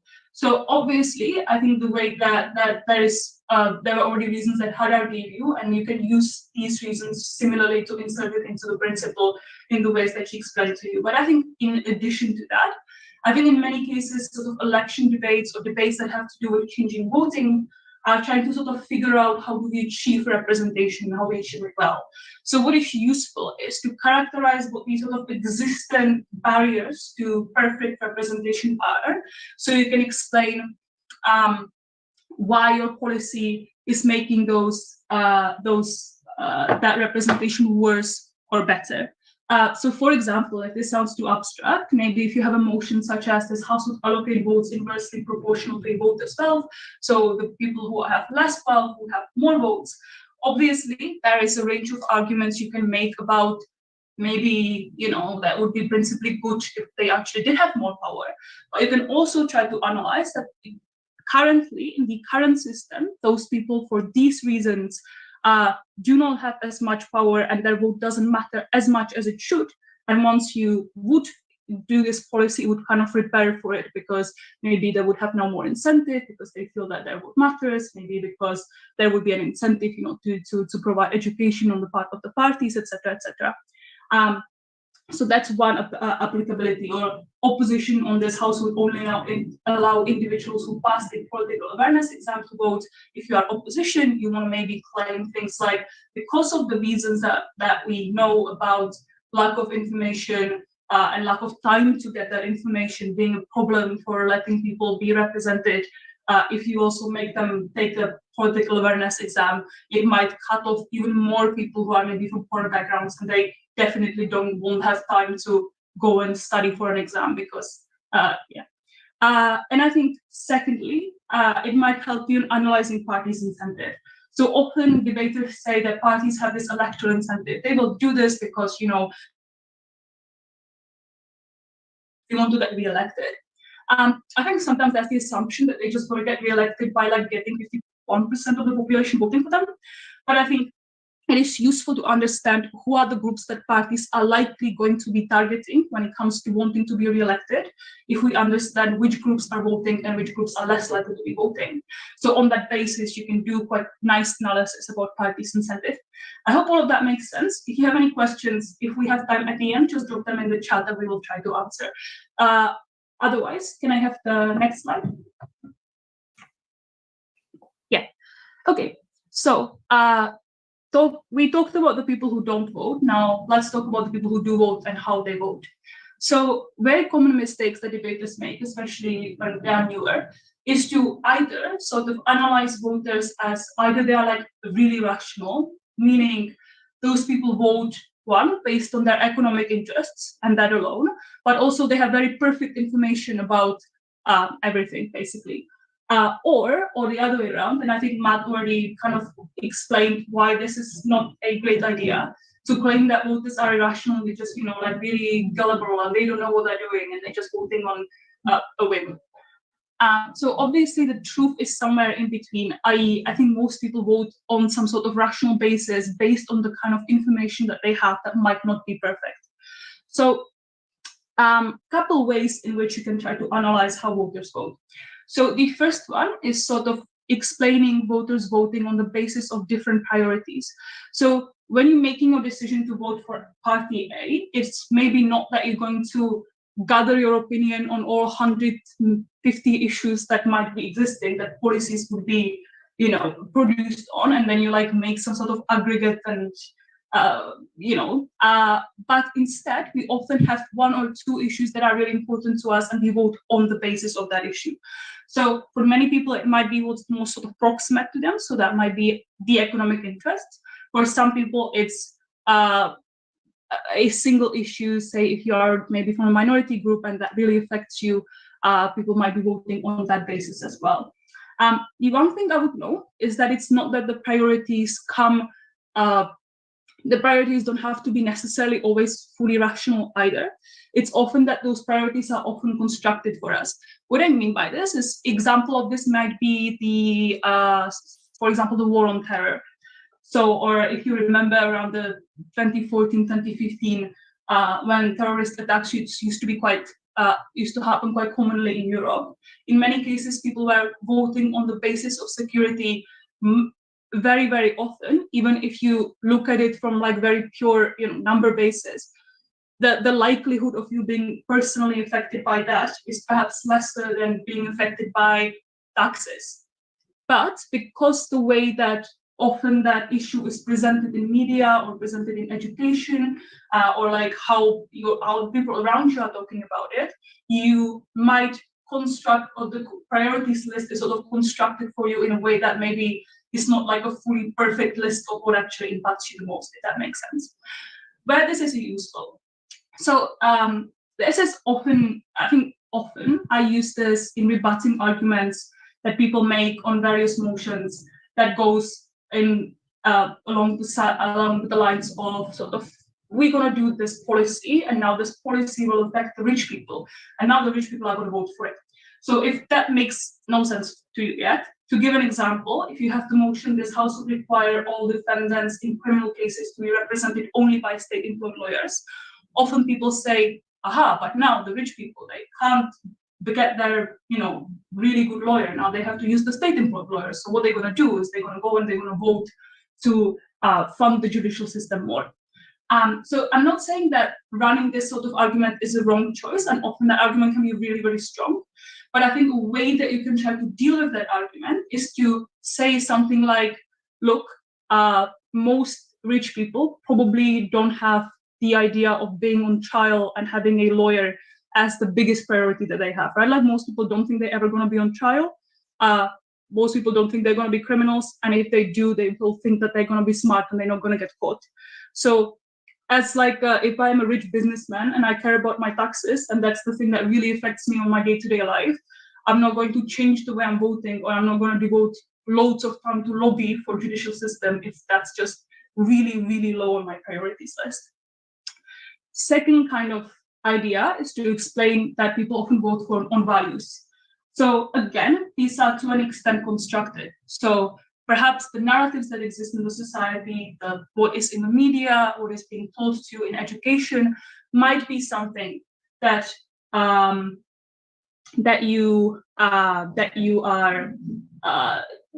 are going to be perceiving as your value, even though it might potentially go against your interest or whatever. But this is a way that you can try to explain perhaps why some people seemingly vote like irrationally against their interests. So I think in many cases we know people who are quite wealthy and they would probably benefit from big tax cuts, but they still vote for a party that is very pro redistribution. Reason being that the value that they are holding is that this is something that is important, or vice versa, right? If you really care about liberty, perhaps even if you yourself are in a bad economic situation and like big, safety nets would benefit you, you might just be opposed to redistribution on that basis. And that might be the values that you hold, but also the values that are being sort of constructed for you. So if you live in a country that has a lot of like the American dream narrative, perhaps that's something that becomes a value that you are going to start voting on, even if it might seem irrational to some. Thirdly, you might be voting based on predictions rather than current circumstances. So, for example, like I grew up in a country that was developing at that point quite quickly, but I lived in like a very impoverished area. In many cases, people were voting for a very sort of right-wing tax-cutty party, even though they were very, very poor. Reason being that they just believed that before the next election comes, they're going to be rich by then. So sometimes it's that the predictions that you have or the belief that you have about what your circumstances are going to be soon informs how you vote, as opposed to perhaps what your situation is right now. Fourthly, it can be things like party loyalty, peer or family influence.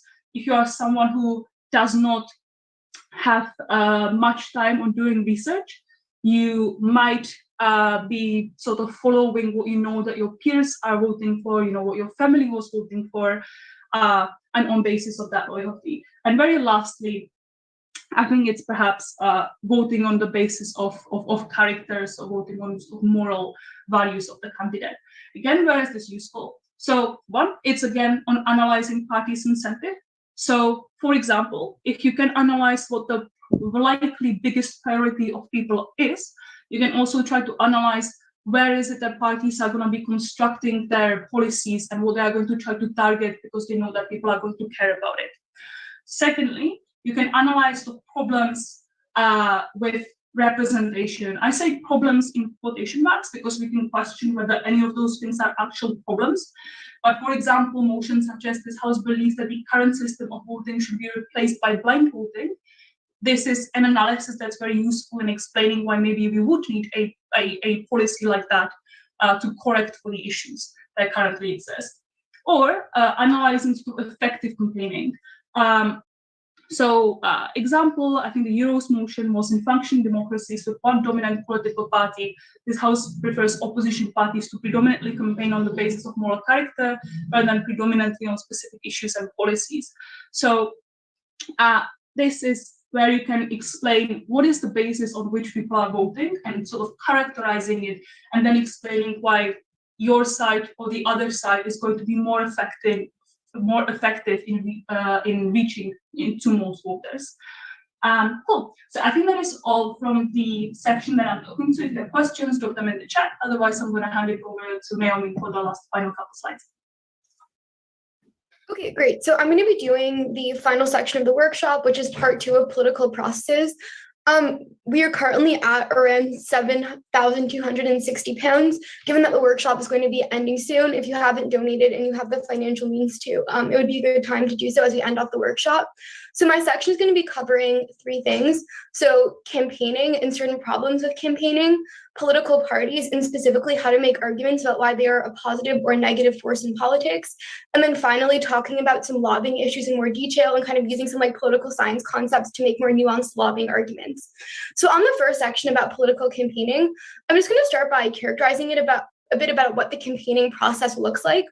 So as is briefly being alluded to in the seminar thus far, a lot of campaigning is not about very detailed policy issues, but rather it's often about having a core campaign message that is very easy to sell to voters.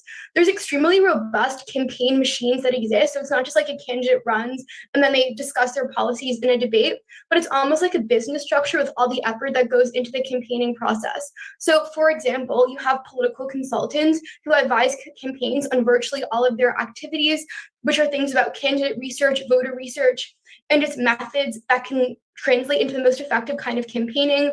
Campaigns often hire media managers who also do research and then decide what's going to be the most effective message in terms of communicating things to the public. I think something important to note is that there's both the formal campaign team who is being hired by a candidate or political party, and there's also informal campaigning that happens as well with people who support a particular candidate or party and then kind of take it upon themselves to try and get that candidate elected. So these are often volunteer activists and foot soldiers who do a lot of canvassing and like door-to-door activism that ultimately exists. I think that a well-known example of this could be like the Bernie Bros in the United States, who often did a lot of canvassing, and then these groups are often important in doing things like increasing voter turnout that exists. A large part of the campaigning process is recognizing who we ought to target with the limited resources that we have in order to win the election. So kind of similar to how in debates we think what could be a path to victory for our side or our team, campaigns also try and be strategic. Given that they have limited resources and limited time, they need to decide who is the most likely people who they can swing, who are the most likely people who they're able to mobilize, and stuff like that. So I think something important is that campaigns often aren't just only trying to persuade new voters and persuade swing voters, but often mobilize their own base. And a lot of political scientists argue that it's a more effective campaigning strategy to engage in voter mobilization rather than to try and win people from the other side, given that it's less mental work. So in order to convince someone to come and vote who already agrees ideologically with your political party, it's just about making them a bit more passionate. Perhaps like a phone call or a door knock before the election could push them to vote. Whereas especially in polarized party systems where there's fewer centrists, and even if people more like tacitly agree with a certain party, it's a lot more difficult to persuade them to shift political beliefs that they've often held for a fairly long period of time. So campaigning is often extremely mobilization based. In terms of what the most effective campaign strategies are, there isn't complete consensus on this, but a lot of people find that like conventional campaigning is the most effective, some more historical kinds of campaigning. So some studies show that knocking on doors improves turnout by 10%, phone calls 4%, and like you've probably seen lawn signs, those are less effective, where it's estimated that they only help about 2%. The campaigning process is something that is changing over time. So especially with the rise of the internet and shifting technology, it's become a lot more decentralized and grassroots. A lot more candidates use things like social media during their campaigning process, which helps with outreach, but also makes politics a lot more personalistic. And there have also been things like an increase of crowdfunding donations rather than just larger institutional donations that are helping smaller candidates as well. Next slide. Okay, so the next thing I want to talk about regarding campaigning are some problems with campaigning. So the first major problem are asymmetries of who gets covered within a campaign. And this exists both in terms of like buying media, but also in terms of unearned media, which will be an important concept that I'll talk about. So one way that a candidate or a party gets media attention is in buying ads and purchasing media, which is often quite expensive given that it's competitive not only with other political candidates, but also just like other corporations and people in society who also want to buy ads. Very intuitively, this is likely to favor both the wealthiest parties and the largest parties who have like just the largest budgets and who are the most institutionalized, who are able to buy those ads and therefore have asymmetric power to forward their message and to try and appeal to new voters. Something that's quite important though is also the concept of unearned media within campaigning. So this is not media that is directly purchased and controlled by a specific party, but rather just other actors who take it upon themselves in order to report on a certain candidate and to report on their message. Now, something interesting within unearned media is both considering how it reinforces cycles of privilege, but also in the kind of candidates who get covered by unearned media. So I think that unearned media definitely favors largest parties most in a similar way to earned media, who have like the most visibility, because even if they're not buying it, they just tend to be the most well-known and therefore make for more interesting stories and parties people haven't heard about on the basis of relatability. But I also think that unearned media tends to favor the most scandalous candidates as well. So a huge factor in the Trump-Clinton race was that Trump earned substantially more unearned media attention than Clinton did, just based on all of like the crazy comments that he was making that people on both sides of the political spectrum found interesting and engaging for different reasons. So you would have to then make arguments why more populist and personalized politics are bad in order to prove like unearned media can be something that's problematic, but it's definitely interesting to consider what kind of candidates it reports on, which favors most like controversial, provocative candidates in terms of the kind of things that they're ultimately saying. A second problem within campaigning that can also kind of fall under asymmetries if it gets covered, which is also being briefly alluded to in the workshop, is just differential attentions to different regions. So I think that the concept of swing states is the most important here.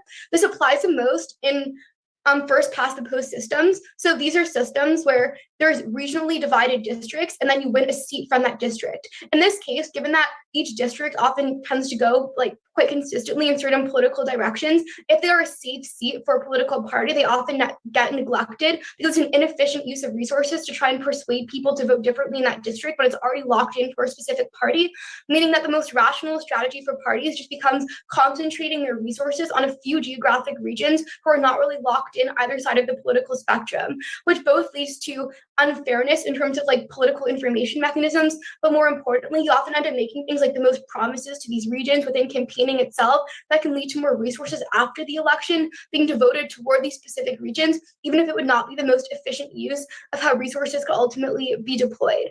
I think that something else to consider here is that even without like swing states, and this can apply more in other kinds of systems, is that you often want to make more promises and do more campaigning in large urban areas. The reason being that improving social services within these areas will naturally impact a larger number of people than improving services in less populated areas, meaning that that can also become a more rational political strategy, even if on like a utilitarian basis, on the basis of urgency, it would be better to invest in like rural regions. The third problem with campaigning is the idea of negative campaigning. So negative campaigning is a process of deliberately spreading negative information about a certain candidate to worsen the public image of them, which most often takes the form of what can often be quite brutal attack ads. These attack ads often play into identity-based characteristics of candidates that are quite controversial, whether it be someone's age or race or their gender. To give an example of a really famous attack ad was the campaign of Lyndon B. Johnson in the state, who successfully portrayed Republican Barry Goldwater as threatening nuclear war. So it often takes like one policy, like one campaign component of a particular candidate and then blows it up to try and frame their entire identity within that particular way. I think there's quite intuitive harms that flow from the negative campaigning process of just it erodes trust in the political establishment more broadly when you're constantly bombarded with messaging, not about why your candidate is good per se, but why other candidates are incompetent and crazy. And it also contributes to promoting forms of polarization as well, when you often frame other candidates as being very, very extreme in what their policies are, even when in actuality their campaign pledges are different and can be more moderate. A potential solution to the negative campaigning process that is sometimes proposed are having ranked ballots. So this is a voting system where you would rank your preference of candidates on a list. And then there'd basically be a system where like if there's not a majority after like the first thing, they would go to like the second thing. There's different proposals for how the ranked ballot system would work. This is a theoretical means to decrease incentives for negative campaigning, because if you campaign really negatively about another candidate who like other people have an affinity to within the political spectrum, that could also make them look to you as a politician less favorably, and then they might rank you lower on your list. So it can kind of be an accountability incentive in terms of promoting less negative campaigning to avoid alienation where people would otherwise rank you lower. Moving on to the next section. So the next thing I'm going to be talking about are political parties, and in particular, how to just make good arguments in favor and against political parties. So I'm going to start out by discussing some of the problems of political parties, some of which have been briefly alluded to, some of which have not. So in terms of certain problems with political parties, the first one is that they're insufficient in capturing the diversity of preferences that ultimately exist. The way that you make this argument is that there's often only a couple parties, as Hadar mentioned, that cannot represent the diversity of views that ultimately exist. And therefore, there's certain people who might be like fiscally conservative but socially liberal. But if there's only two parties and they're both liberal in both directions, you don't really have a sufficient means to turn to.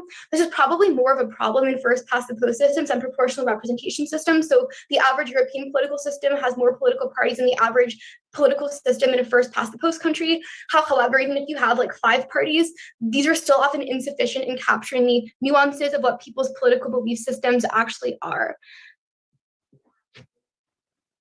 The next thing is that parties are poor at adapting and reflecting preferences. And I think that this is quite important. So they're often older elites within party structures who wield a high degree of influence and know that these people have often been ideologically indoctrinated by a party for a long period of time and therefore are very set in what their beliefs are. So even if you have primaries, which I suggested earlier in the seminar as a way to like improve direct reach with voters and have their say be magnified, you can still often have these kind of elite-based figures who are pulling strings in terms of which candidates are on the primary list in the first place, but also you can have party elites do things like with like their media apparatuses favor a particular candidate more or fund a particular candidate more. I'm going to give an example of this of the recent general election in Japan that's quite important. So there was a general election that was held at the end of October this year, which followed a tumultuous period in Japanese politics after Shinzo Abe resigned, and then there was a new person who was really unpopular. So the person who was put into power was Kishida. However, he was not popular amongst the people. He was just popular amongst the party's elites. So the candidate who was favored by the people was Kono Taro. I apologize if I'm mispronouncing their names. However, the reason why Mr. Kishida was elected by the party rather than Kono Taro is that he was the figure who was favored by the party elites, not even because he agreed with his ideology the most, but just because the LDP, who is the dominant party in Japan, is a very factionalized party, and therefore he was the most pliable and least threatening figure to the most elite factions, and therefore the party decided to favor him rather than to favor the candidate who was actually popular within the people. So there's often that disconnect of like the elites within the party wield too much power over how decision-making ultimately happens. And based on things like hereditary voting that Lucy also mentioned, this also means that parties can often become complacent in terms of not really ideologically innovating what their belief systems are because they just think that people who voted for them for years are going to vote for them anyways. The third thing is that parties raise the barriers to entry to newer forms of political participation. So it's very difficult for people to run as independent given the bulk of the party system that I discussed earlier in terms of the massive campaigning apparatuses that ultimately exist. It's really hard to compete with like mass budgets that parties have. What this means is that it makes it harder for smaller parties to break into systems. Of course, there's examples of them emerging with like green parties that have risen in some states, but in the vast majority of cases, we've had the same parties who have ultimately been existing for decades as well. And it also means that like there's also disparities of privilege when you're competing with a huge wealth of parties. It's particularly problematic for those who are less well off, maybe a bit less than now with like more crowdfunding to be able to break into the political scene. The fact that barriers to entry for new people to enter the political scene are high also makes party whipping systems extremely effective because you don't really have too many other alternatives to turn to as a candidate if you're not fielded by the party again. So parties have a lot of leverage over individual MPs because unless you consistently do things like toe the party line, it's possible that they're not going to allow you to run again, or in like a PR system will put you lower down on the party list. The reason why this can be problematic is that if you are elected by like a region or something, your allegiance might be more to the party line, even at the expense of the constituents who you've ultimately been elected to represent. Now moving toward the benefits of parties. So one thing that you can say is that the comparative would be less representation. And I think that this is kind of a key argument to break the prop a bit in this debate.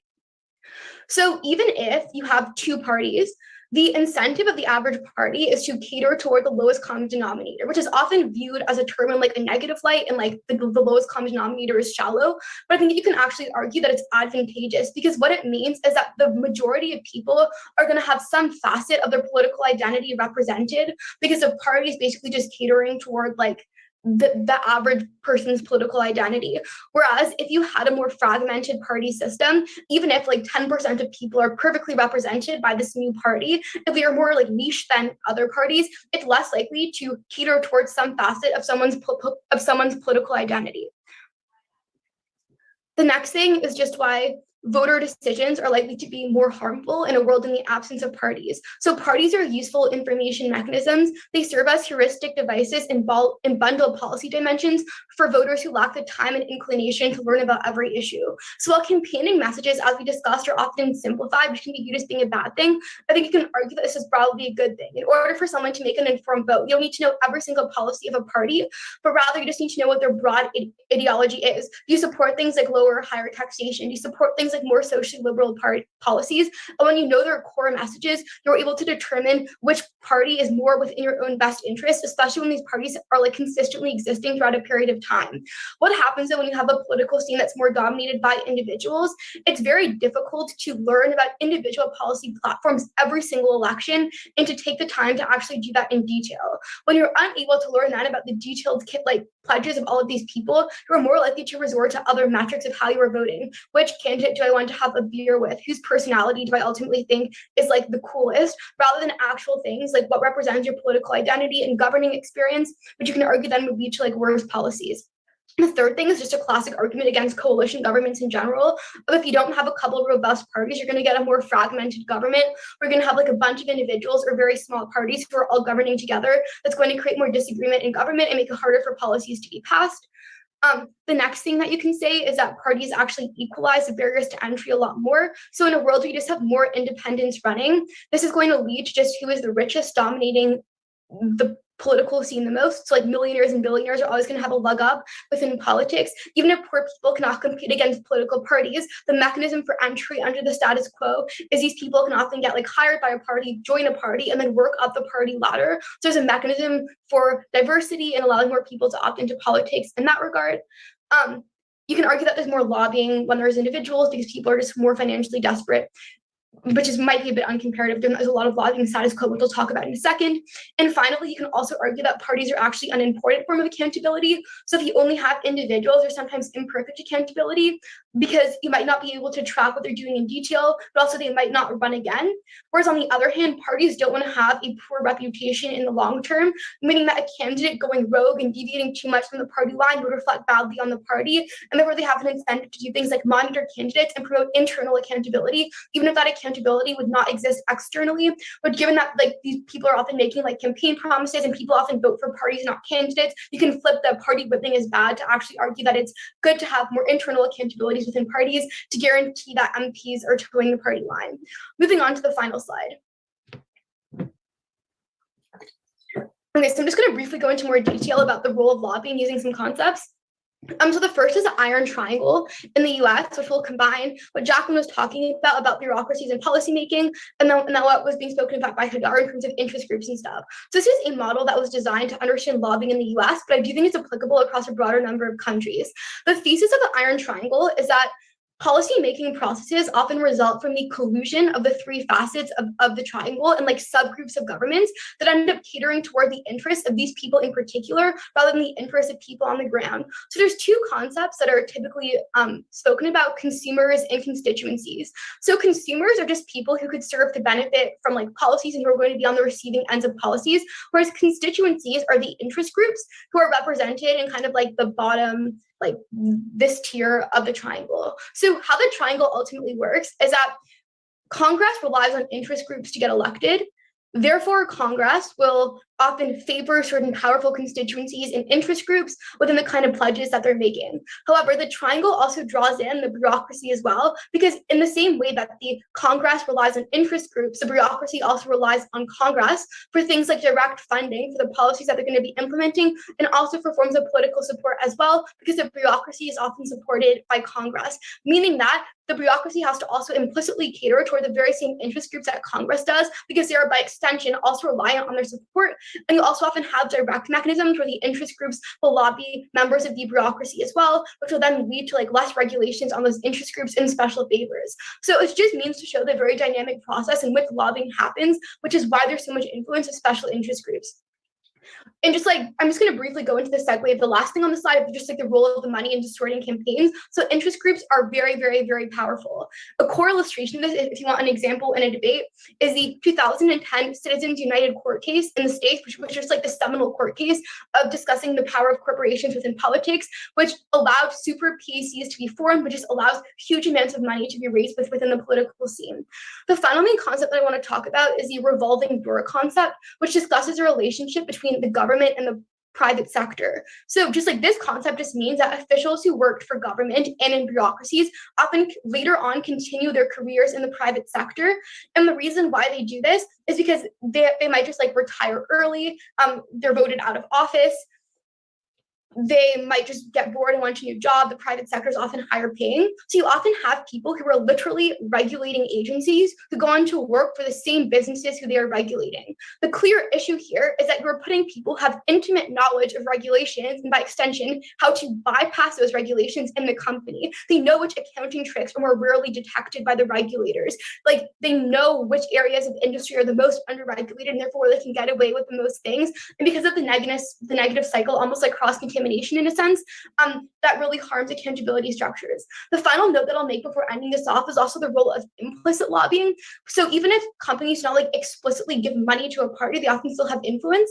One way that this ends up happening is because you don't want to alienate these political actors who would then fund other sides of the political spectrum.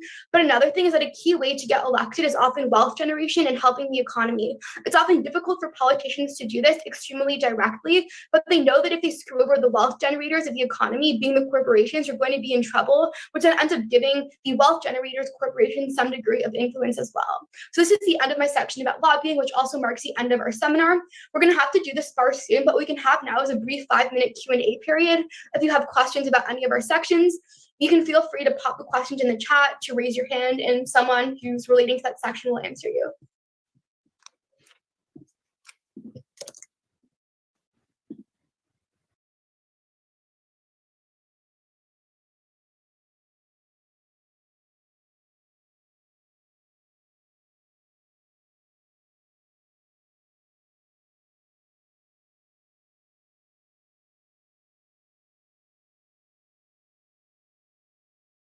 So I think there's 2 questions now. I think one is for Naomi and one is for Hadar. But Shaurya, if you just want to write the question.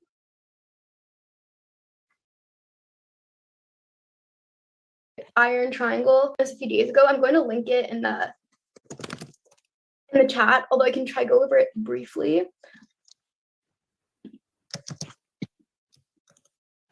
Okay, so the concept of it is that different components of the political system collude, which creates a negative form of lobbying, because while they're supposed to be checks and balances of one another, they all end up catering toward the key constituency groups, being the interest groups, rather than implementing policies that are going to help consumers on the ground. Congress cares about interest groups because the interest groups help Congress get reelected. The bureaucracy is dependent on Congress because Congress provides them with funding and political support, which means that the bureaucracy does not want to alienate the Congress, so they're not going to help the consumers, but rather they're also going to, by extension, cater toward constituents more. The triangle also directly involves interest groups influencing the bureaucracy as well via forms of direct lobbying, which bypasses Congress, which means that the end policies that the bureaucracy implements are often more catered toward interest groups, which are not the average person, rather are just like powerful lobbyist figures.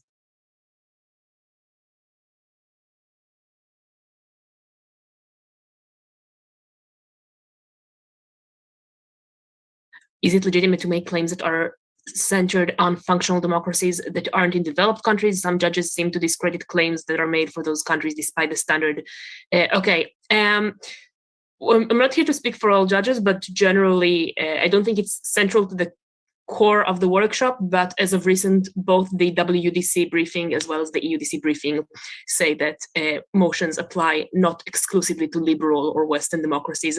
So generally, yeah, it is legit to speak about non-liberal democracies.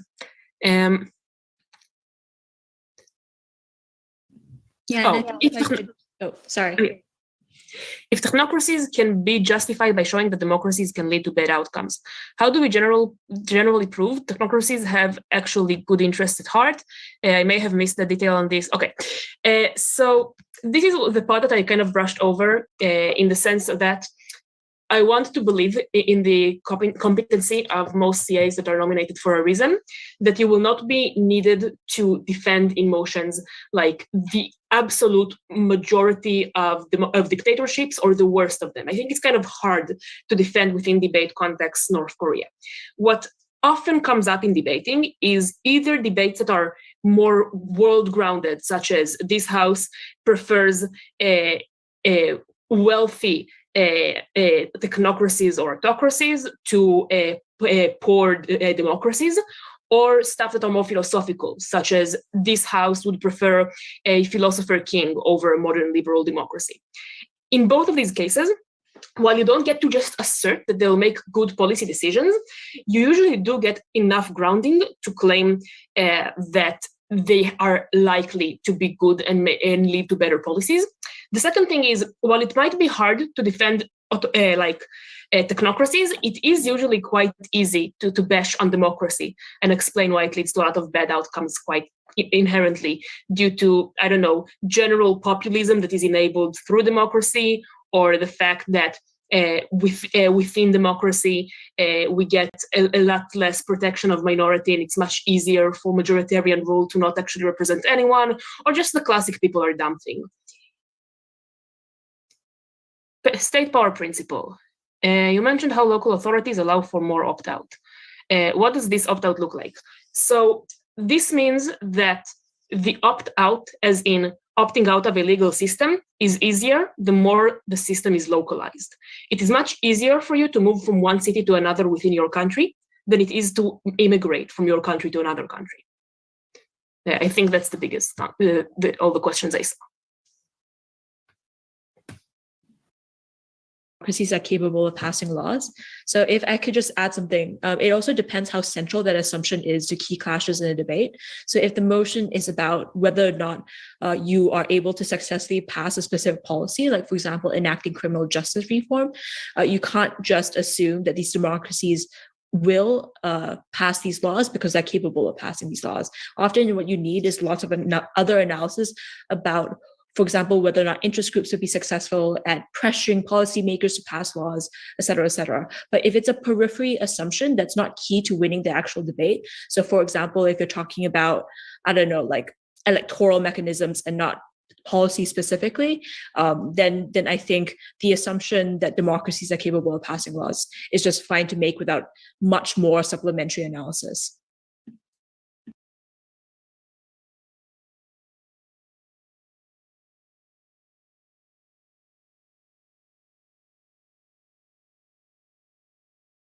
Okay. Yep. I think So I see a question for, oh, sorry. Yeah, sorry, just one sec. So if we can, I would want to show the draw really briefly because there's some people who seem to be missing, and then give them a bit to message that they are here, and Mark can answer the question in as that's happening, if that's okay. So that we save on time. I just wanna, wait, I think I should have the permission to share screen. Or, okay, my Wi-Fi is garbage. I just shared it in the group chat if one of you would be able to share the tab.